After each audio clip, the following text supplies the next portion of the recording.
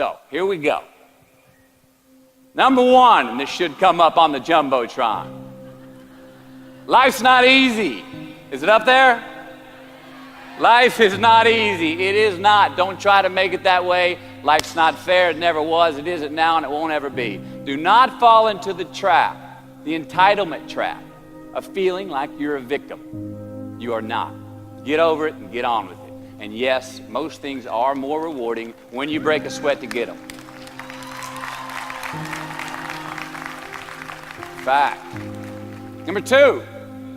I love this one. Unbelievable is the stupidest word in the dictionary. Should never come out of our mouths. Think about it. To say, oh wow, what an unbelievable play. It was an unbelievable book, an unbelievable film, an unbelievable act of courage. Really? It may be spectacular, it may be phenomenal, most excellent or outstanding, but unbelievable? Give others and yourself more credit. It just happened. You witnessed it. You just did it. Believe it.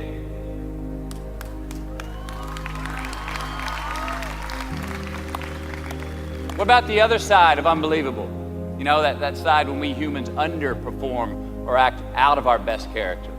For instance, man flies a suicide jet into the World Trade Center. Millions die from diseases every day that we have cures for. Bob the Builder swears that he's going to have your house built by Thanksgiving, and you can't move in until Christmas the next year. Our best friends lie to us, and we lie to ourselves all the time. Unbelievable? I don't think so. Again, it just happens, and it happens every day. Nothing that we Homo sapien earthlings do is unbelievable. And if there's one thing you can depend on people being, it's people. So we shouldn't be surprised. We, us, are the trickiest mammals walking the planet. I'm not worried about the monkeys. I'm worried about you and me. So acknowledge the acts of greatness as real, and do not be naive about mankind's capacity for evil, nor be in denial of our own shortcomings. Happiness is an emotional response to an outcome. If I win, I will be happy. If I don't, I won't. It's an if-then, cause and effect, quid pro quo standard that we cannot sustain because we immediately raise it every time we attain it. You see, happiness demands a certain outcome. It is result reliant. And I say, if happiness is what you're after, then you're going to be let down frequently, and you're going to be unhappy much of your time. Joy, though, joy is a different thing. It's something else. Joy is not a choice. It's not a response to some result.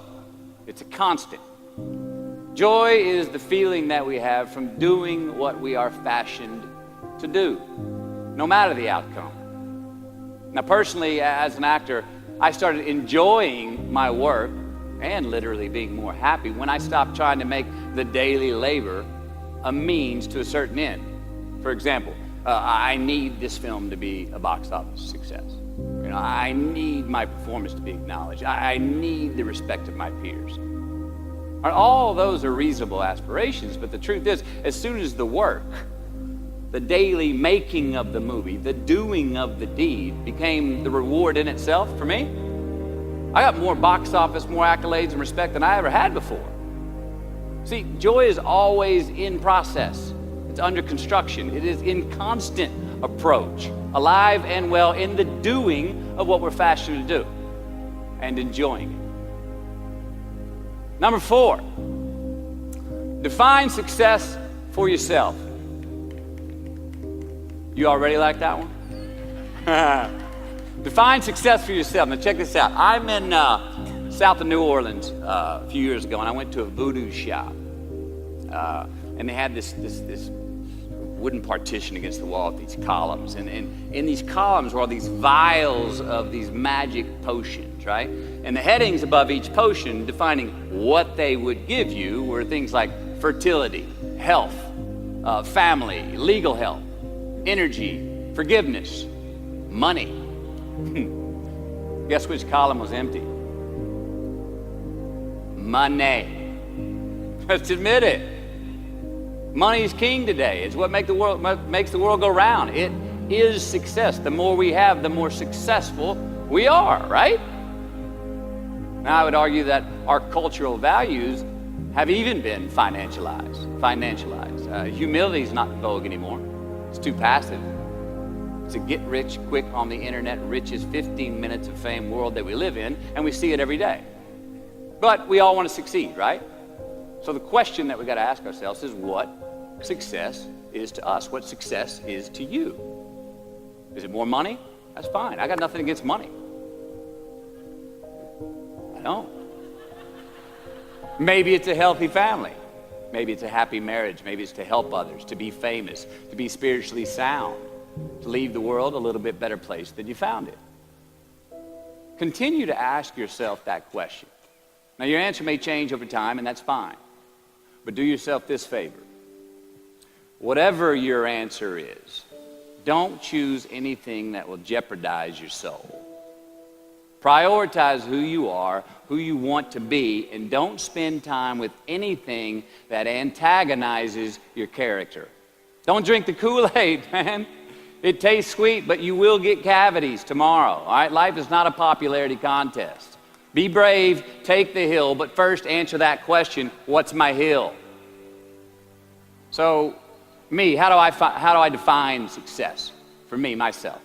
Well, for me, it's a measurement of 5 things. We got fatherhood.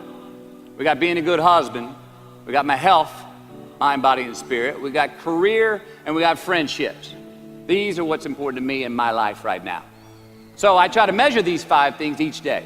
I check in with them. I like to see whether or not I'm in the debit section or the credit section with each one. Am I in the red or am I in the black? You follow? For instance, sometimes say my career's rolling. All right, it's way up here in the black, but I see how my relationship with my wife maybe could use a little bit more of my attention.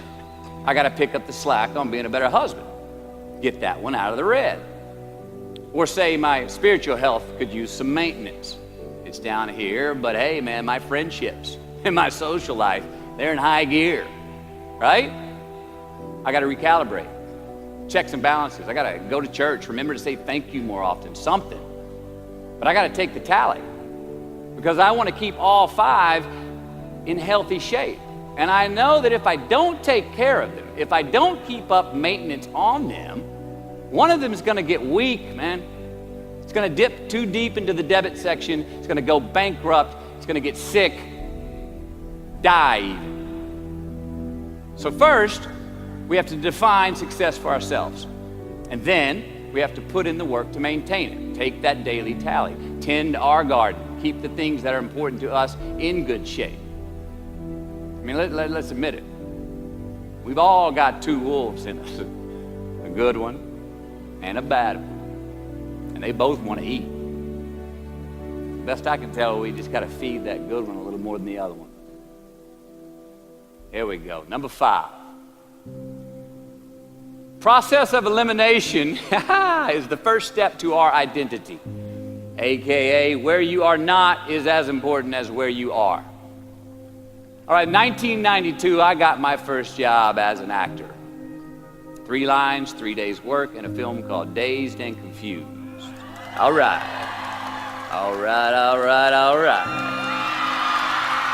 There we go.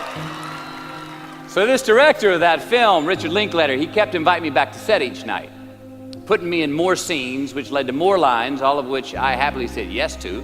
I mean, I'm having a blast. People were telling me I'm good at what I'm doing, and they're writing me a check for $325 a day. I mean, hell yeah, give me more scenes. I love what I'm doing. Well, by the end of the shoot, by the end of the film, those 3 lines had turned into over 3 weeks' work, and it was mine. It was Wooderson's 1970 Chevelle that we went to go get Aerosmith tickets in, man. Yeah, it was badass. Well, a few years ago, I'm watching this film again, and I noticed 2 scenes that I really shouldn't have been in.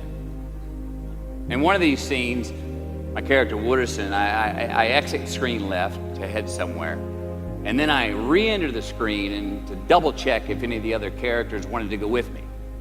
Now, in rewatching the film, and you'll agree if you know Wooderson, Wooderson's not a guy who would ever say, later, and then come back to see if you were sure you didn't want to go.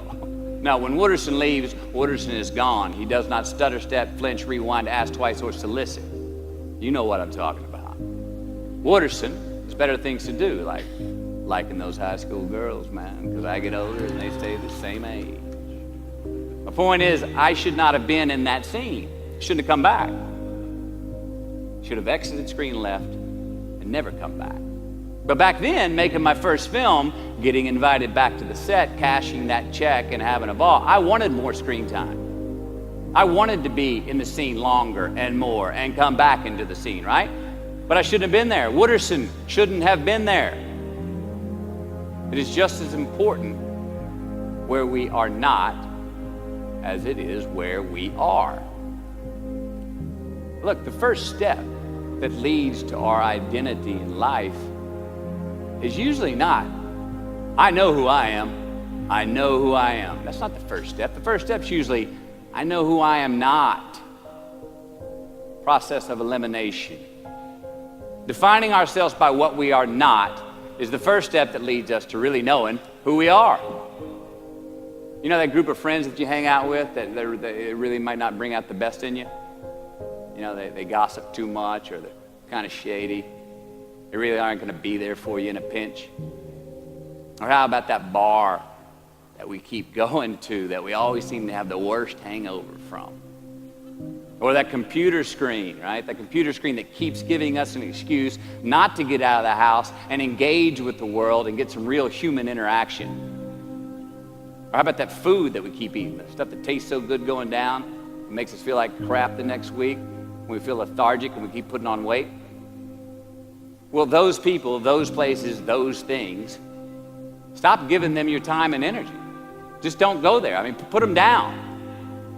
And when you do this, when you do put them down, when you quit going there, and you quit giving them your time, you inadvertently find yourself spending more time and in more places that are healthy for you, that bring you more joy. Why? Because you just eliminated the who's, the where's, the what's, and the when's that were keeping you from your identity. Like, trust me, too many options, I promise you this, too many options will make a tyrant of us all.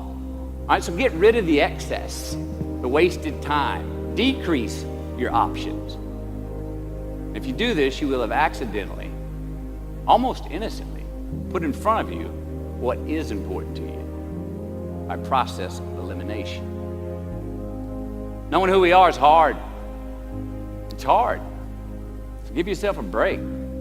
Eliminate who you are not first, and you're going to find yourself where you need to be. Number 6, don't leave crumbs. And the beauty of delayed gratification. So what are crumbs? Well, the crumbs I'm talking about are the choices that we make that make us have to look over our shoulder in the future. You didn't pay that guy back the money that you owed him, and tonight you just saw him 3 rows behind you. You slept around on your spouse, and you just found out that tomorrow she and the lady you're having an affair with are going to be at the same PTA meeting. You drank too much last night. You're too hungover to drive your son to his 8 a.m. Saturday morning baseball practice. These are the crumbs. They come in the form of regret, guilt, and remorse. You leave crumbs today, they will cause you more stress tomorrow, and they disallow you from creating a customized future in which you do not have to look over your shoulder. So let's flip the script. Instead of creating outcomes that take from us, let's create more outcomes that pay us back, fill us up, keep your fire lit, turn you on for the most amount of time in your future. These are the choices I'm talking about, and this is the beauty of delayed gratification. All right, tee yourself up. Do yourself a favor. Make the choices, the purchases today that pay you back tomorrow. Residuals.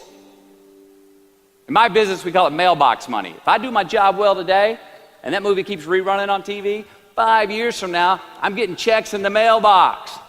It's a heck of a deal. So whether it's prepping the coffee maker the night before, so all you got to do is press the button in the morning, or getting ready for the job interview early so you don't have to cram the night before, or choosing not to hook up with that married woman because you know you're going to feel horrible about it tomorrow and her husband carries a gun, or paying your debts on time so that when you do see that guy 3 rows back tonight, you don't have to hunker down in your seat hoping that he don't see you. Get some ROI. You know what that is? Return on investment. Your investment. You. Customize your future. Don't leave crumbs. Number 7.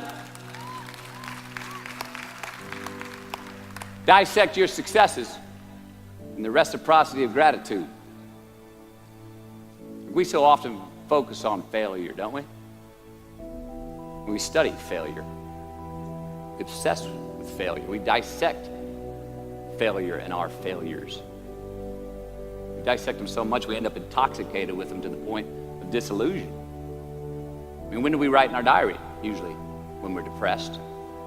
What do we gossip about? Other people's flaws and limitations. I mean, we can dissect ourselves into self-loathing if we're not careful. I find that most of the times our obsession with what is wrong just ends up breeding more wrong, more failure. Now, the easiest way to dissect success is through gratitude. Giving thanks for that which we do have, for what is working. Appreciating the simple things we sometimes take for granted. We give thanks for these things, and that gratitude reciprocates, creating more to be thankful for. It's really simple, and it works. Now, I'm not saying be in denial of your failures. No. We can learn from them too, but only if we look at them constructively, as a means to reveal what we are good at, what we can get better at, what we do succeed at. Now, personally, I've read a whole lot of my bad reviews. All right? I've had quite a few. Written by the more talented critics, they are the ones who give constructive bad reviews. They reveal to me what did translate in my work, what came across, what was seen, or what wasn't. Now, I don't obsess on the unfavorable aspect of their review, but I do seek what I can learn from it.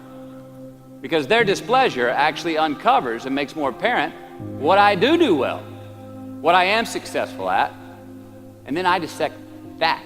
All right, life's a verb.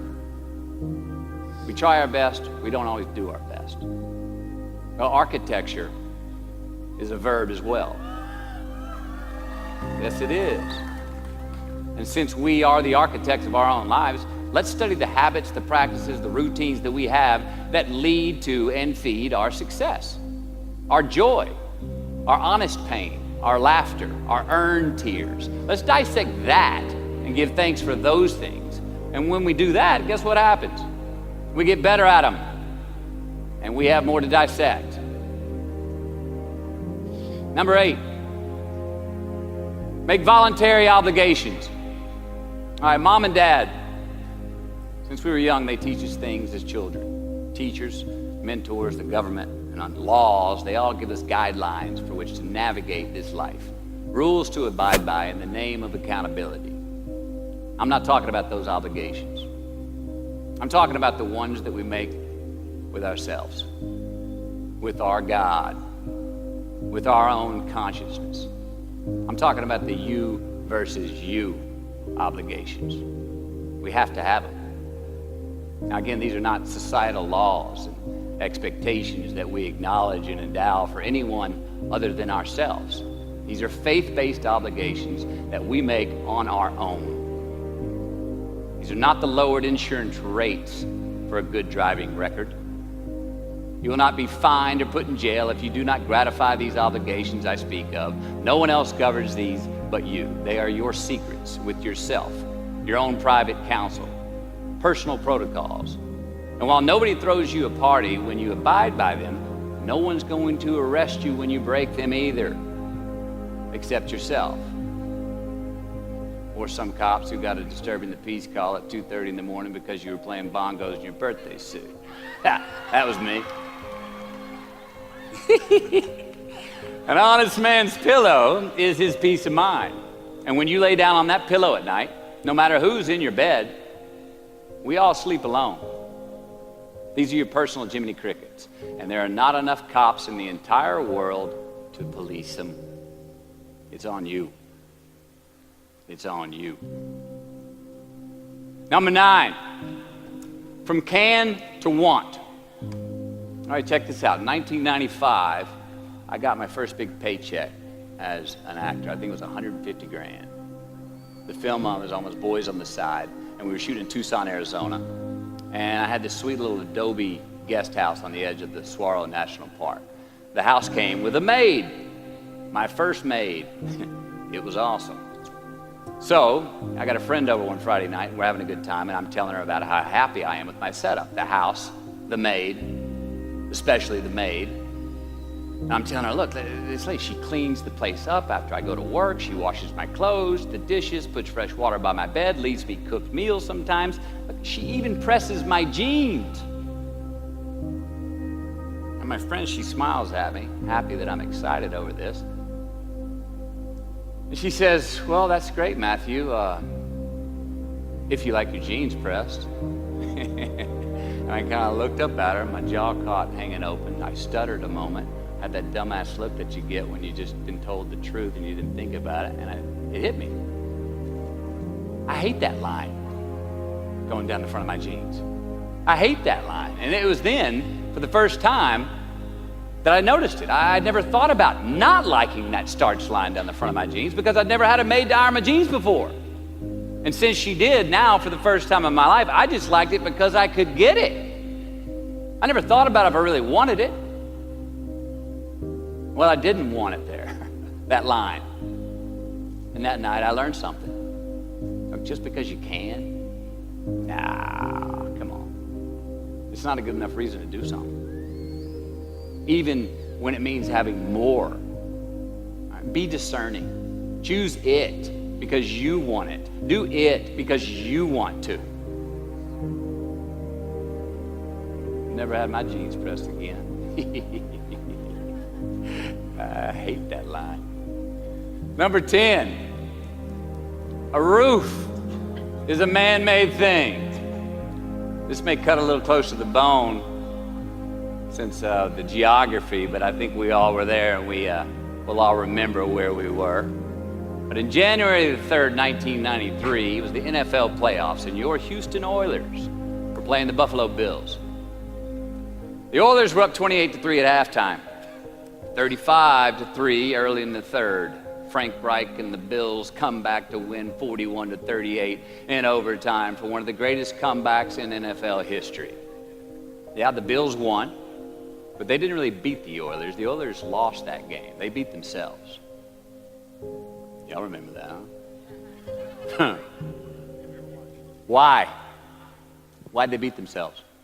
Or how? Was it because at halftime they put a ceiling, a roof, a limit on their belief in themselves, aka the prevent defense?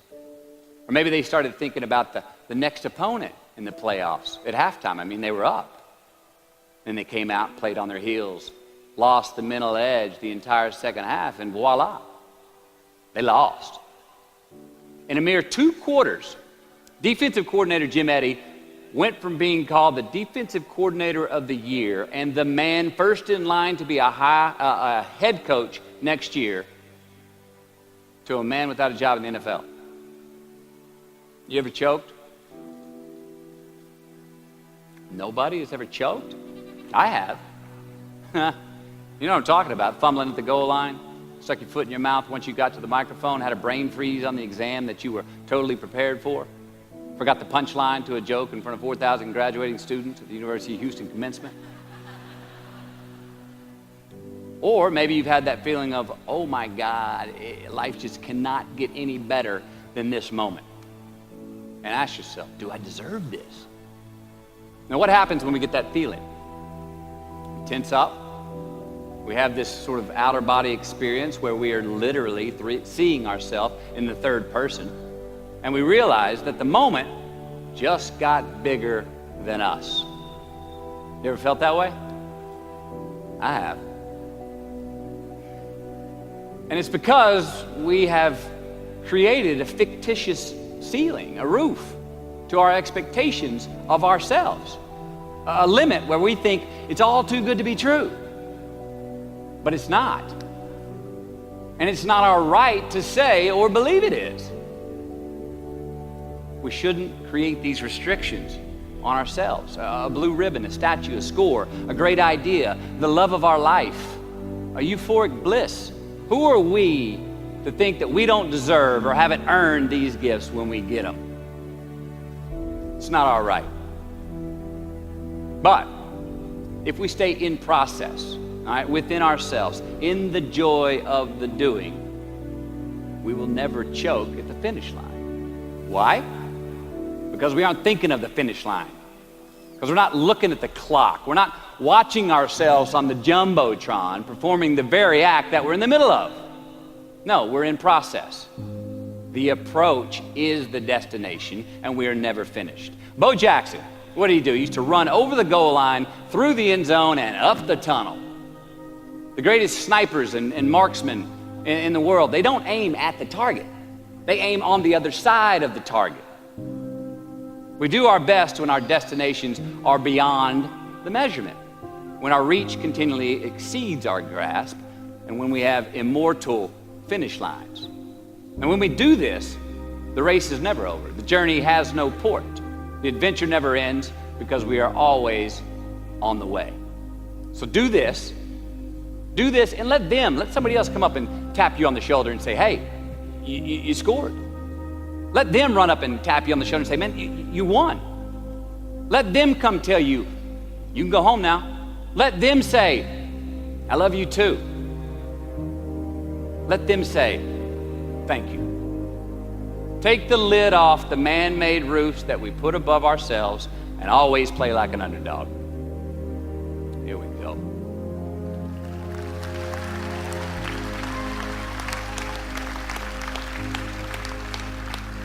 Number 11, turn the page. The late and great University of Texas football coach Darrell Royal. I don't know if y'all remember him. He won a national championship in '69. He won a couple of national championships. You know Darrell Royal? He was a friend of mine and a good friend of many people. Now, a lot of people looked up to this man. One of the people that looked up to him was a musician named Larry. Now, at this time in his life, Larry was in the prime of his country music career. He had #1 hits, and his life was rolling. He had picked up a bad habit of snorting the white stuff somewhere along the line, and at one particular party, after a bathroom break, Larry went confidently up to his mentor, Darrell, and he started telling him a story. Coach Royal listened, as he always had. And when Larry finished his story and was about to walk away, Coach Royal put a gentle hand on his shoulder, and he very discreetly said, hey, Larry, you got something on your nose there, bud. Well, Larry immediately hurried to the bathroom mirror where he saw some of the white powder that he hadn't cleaned off his nose. He was ashamed. He was embarrassed, as much because he felt so disrespectful to Coach Royal, and as much because he'd obviously gotten too comfortable with the drug to even hide it as well as he should. Well, the next day, Larry went to Coach's house. He rang the doorbell. Coach answered, and he said, Coach, I need to talk to you. Darrell said, sure, come on in. Larry confessed. He purged his sins to Coach. He told him how embarrassed he was and how he had lost his way in the midst of all this fame and fortune. And towards the end of an hour, Larry, who was in tears, he asked Coach, he said, Coach, what do you think I should do? Coach, being a man of few words, just looked at him and calmly said, Larry, I have never had any trouble turning the page in the book of my life. Larry got sober that day, and he's been sober for the last 40 years.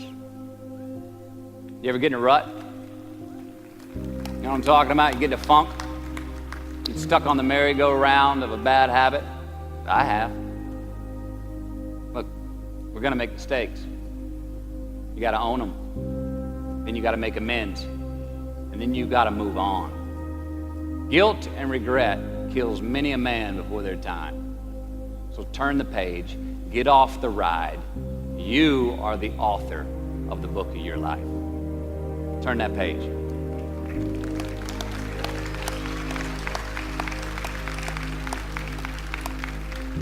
Number 12, give your obstacles credit. You know those no fear t-shirts that were out? I don't know. People used to wear them 10 years ago, no fear. You may remember those, or it's just me? I saw them everywhere. All right. I don't get them, and I never did. I mean, I try to scare myself at least once a day. I mean, I get butterflies every morning before I go to work. I was nervous before I got here to speak tonight. I think fear is a good thing. Now, why? Because it increases our need to overcome that fear. All right, so say your obstacle is fear of rejection. All right, you want to ask her out, or you want to ask him out, but you fear that he or she may say no. All right, you want to ask your boss for that promotion, but you're scared he's going to think you're overstepping your bounds. Well, instead of denying those fears, declare them. Say the fear out loud. Admit it. Give them the credit they deserve. Don't get all macho and act like they're no big deal. And don't get paralyzed by denying that they exist and therefore abandoning your need to overcome them. I mean, I'd even subscribe to the belief that we're all destined to have to do the thing that we fear the most anyway, at some point. So give your obstacles credit, and you will, 1, find the courage to overcome them, or you will, 2, see more clearly that they're not really worth prevailing over. So be brave, have courage, and when you do, you get stronger, you get more aware, you get more respectful of yourself and that which you fear. Number 13. So how do we know when we cross the truth? 13. Someone was asking, why did I pick 13? That's an unlucky number. Well, I don't know when 13 got the bad rap and became the mongrel of numerology. It's never done me wrong, 13. In fact, 13 has been a pretty lucky number for me, and I want to tell you how. I've always taken these 21-day trips by myself to far-off places where I usually don't know the language and nobody knows my name. They're adventures, one, but they're also a purge. All right, they're a cleanse for me. They're like a 21-day fast from attention, from all the things I have in my well-appointed life. They're a check out so I can check in with me, see how I'm doing, be forced to be my own and my only company, to have a look in my mirror. And we all know what can happen when we do that. Sometimes we do not like what we see. Well, in 1996, right after I got famous from a film I did called A Time to Kill, I headed out on one of these 21-day walkabouts, and this time to the jungles and the mountains of Peru. The sudden fame that I just gotten was somewhat unbalancing. My face was everywhere. Everyone wanted a piece of me. People I'd never met were swearing that they loved me. Everywhere I went, there I was on a billboard, a magazine cover. It was just weird overall. You know, I was asking myself, what's the reality in this and what's the bullshit? Did I deserve all this? These were all questions I was asking myself. Who was I was another. Now, there's always an initiation period with these trips. An amount of time that it takes for the place to initiate the traveler. The time it takes to disconnect from the world that we just left and become completely present in the one we are traveling in. Now for me, that initiation period usually lasts about 13 days. 13 hellish days until I am out of my own way. And after that, the whole trip is really fun and smooth sailing. Well, it was the night of the 12th day of my 21-day trip. I'm settling into camp.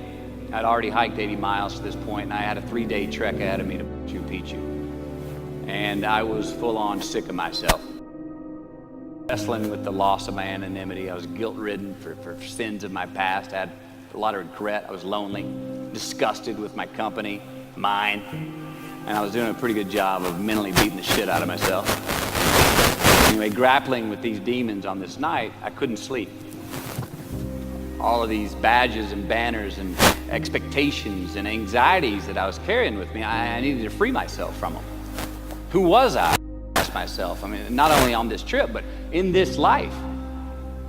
So I stripped down to nothing. I took every moniker that gave me pride and confidence, all the window dressings, the packaging around the product. I discarded them all. I got rid of my lucky and faithful American cap. I stripped off all my talismans from adventures past. I even discarded my late father's gold ring with an M on it that he gave to me. And it was a meltdown of he and my mom's class rings and gold from my mom's teeth. I even got rid of that. I was naked, literally and figuratively. I awoke on this 13th morning to a rising sun, surprisingly fresh and energized. I dressed, made some tea, and I went for a morning walk. Not towards my destination, Machu Picchu, but rather to nowhere in particular. My gut was still a bit peaked from last night's purge, but I curiously felt pretty good. I felt alive, I felt clean, I felt free and light. Along a muddy path on this walk, I turned a corner, and there in the middle of the road was this mirage of the most magnificent pinks and blues and red colors that I'd ever seen. It was electric, glowing and vibrant, just hovering just off the surface of the jungle floor as if it was plugged into some neon power plant. I stopped, I stared. There was no way around it. The jungle floor in front of me was actually thousands of butterflies there in my path. It was spectacular. So I stayed a while. And somewhere in my captivation, I heard this little voice inside my head say these words. All I want is what I can see. And all I can see is what's in front of me. Now, at that moment, for the first time on this trip, I had stopped anticipating what was around the corner. For the first time, I stopped thinking about what was coming up next, what was up ahead. Time slowed down. I was no longer in a rush to get anywhere, and my anxieties were greatly eased. A few hours later, I returned to camp, packing for my continuing journey.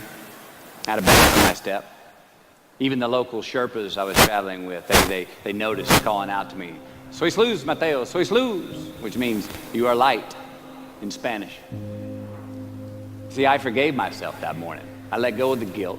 The weight that was on my shoulders was lifted. My penance was paid, and I got back in good graces with my God, and I shook hands with myself, my best friend, the one that we're all stuck with anyway, ourselves.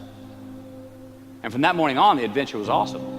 I was present. I was out of my own way. I was not anticipating next. I was embracing only what was in front of my eyes and giving everything the justice that it deserved. You see, I crossed the truth that morning. Now, did I find it? I don't know. I think it found me. Why? Because I put myself in a place to be found. I put myself in a place to receive the truth.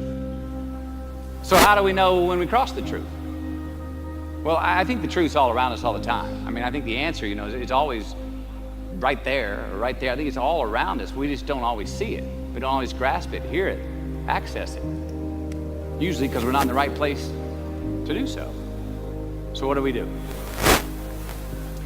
First, I believe we've got to put ourselves in the place to receive the truth. Let's admit it. We live in an extremely noisy world with all kinds of frequencies coming at us.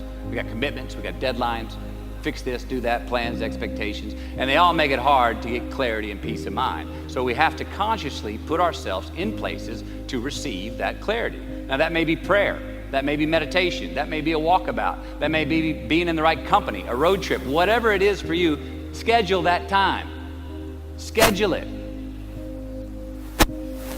So, if we do that, if we hear it, if we put ourselves in a place to hear it, and we do, and it's become clear, a truth, natural and infinite, then the second part comes, which is to personalize it. Ask yourself how it works for you, how it applies to you personally, why you need it in your life specifically. And if you do that, then comes the third part. Have the patience to internalize it and get it from our intellectual head thinking about it and into our bones and our soul and our instinct. Now, we cannot rush this part. It does take time. So if we get that far, we've received it, we personalized it, and we've internalized it. If we make it that far, then comes the biggie, man. This comes the fun one. Got to have the courage to act on it, to actually take it into our daily lives and practice it, to make it an active part of who we are and live it. If we can do that, all right, if we can do that, then we have what I believe is heaven right here on earth. And that's the place where what we want is also just what we need. I mean, that's the ticket, isn't it? Think about it. I know that's where I want to live. So while we're here, and they're going to run across the Jumbotron, let's make it a place where we break a sweat, where we believe, where we enjoy the process of succeeding in the places and ways that we are fashioned to, where we don't have to look over our shoulder because we're too busy doing what we're good at, voluntarily keeping our own counsel because we want to, traveling towards immortal finish lines. We write our own book, overcoming our fears. We make friends with ourselves. And that is the place that I'm talking about. Thank you. Good luck.